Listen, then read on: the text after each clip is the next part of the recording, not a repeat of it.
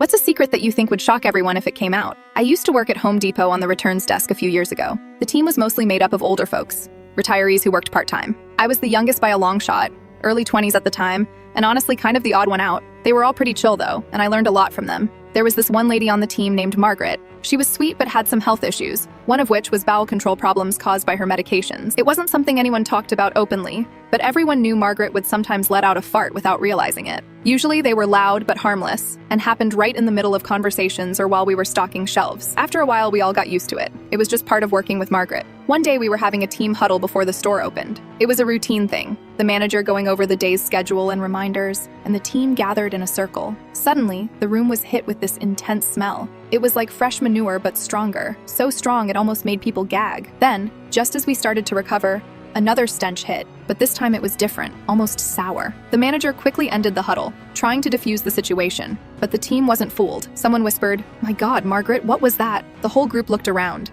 eyes darting nervously. That was the moment I knew I had to confess because, well, it wasn't Margaret. It was me. I had accidentally let one rip right in the middle of the huddle. I'd been nervous all morning and had a bit of a stomach upset. Margaret's reputation as the fart queen of the team had everyone instantly blaming her, but the truth was, I was the culprit. I felt awful for letting everyone think it was her, especially since she was so sweet and had no control over her situation. After a minute of awkward silence, I spoke up quietly.